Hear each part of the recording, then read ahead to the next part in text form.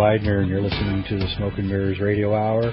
We're heard every Monday through Friday, 6 to 7 on the West, 9 to 10 on the East, and we're repeated 6 to 7 in the morning on the West Coast and 9 to 10 on the East Coast. And you can hear our archives are at the Smoke and Mirrors. Archives are at the School of Sacred Mysteries, which you can get to at sacredmysteries.com. Anyway, I am back. And I just thought of something which I want to just mention, and get back to our questions. There is a long tradition in Irish history of people like Terence.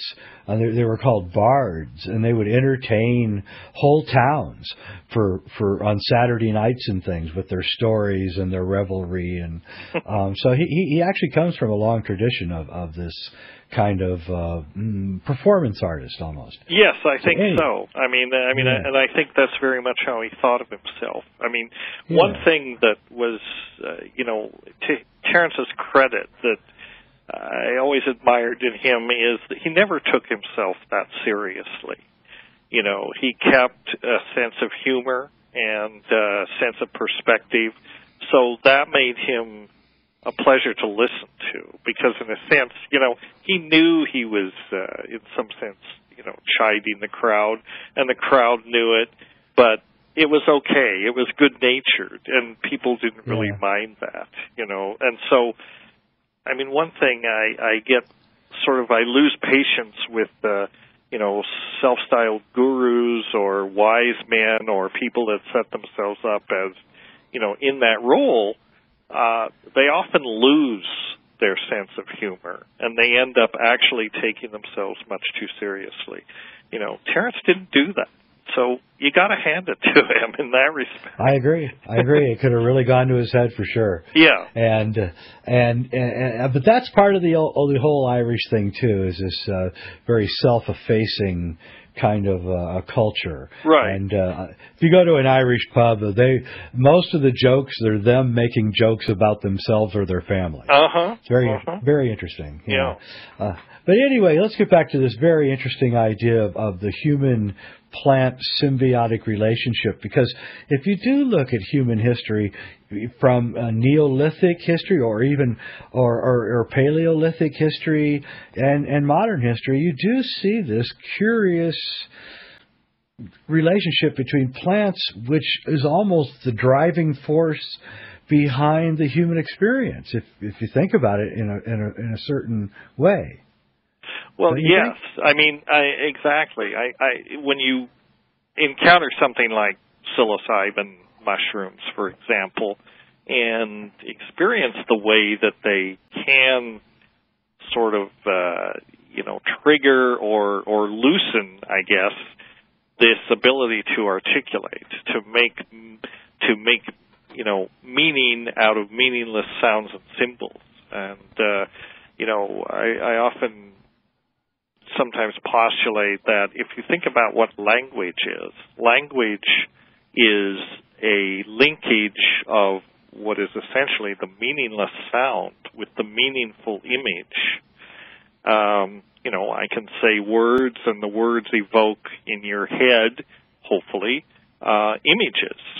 Well, that's what's called synesthesia. That is a translation of one sensory mode, hearing, into another sensory mode, vision. Psychedelics do this. I mean, this is what some people are genetically synesthetic, and their world must be very strange indeed. In fact, if you read about them, it's quite strange.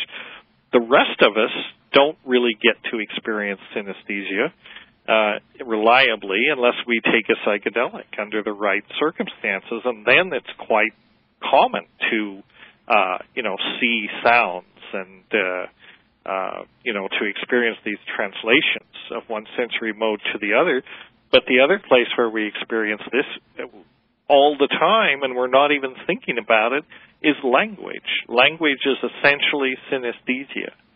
And so, one of the theories that I've speculated on, and Terence too, to a certain degree, if these psychedelics played a role in what you might call the origin of consciousness, this may be the connection. The fact that in these altered states, suddenly, meaningless utterances or resonances, beating on trees, beating on logs, this sort of thing. People discovered they could evoke these visual, sort of unfoldings, these behind the eyelids type of events that seem to be freighted with meaning. Once that connection was made, you probably didn't need the psychedelic anymore. You could, you know what I mean? You could understand the connection between sound and symbol. That is the basis of language, and language is the basis of everything else we are. I mean, primates, there are huge sections of the human brain that are devoted to creating, processing, and understanding language.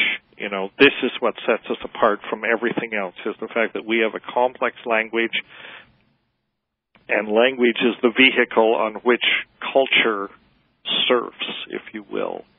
So, we've created culture. It is this artifact, but it's an artifact that is based in language. And for us, unlike, I think, other primates, I mean, I don't know, I haven't asked them, but if you judge by external evidence, for us, the world of symbols and abstractions is just as real as the physical world. And that's what sets us apart. And it's psychedelics, I believe, that gave us the initial sort of entry into that, the ability to cross that threshold, if you will.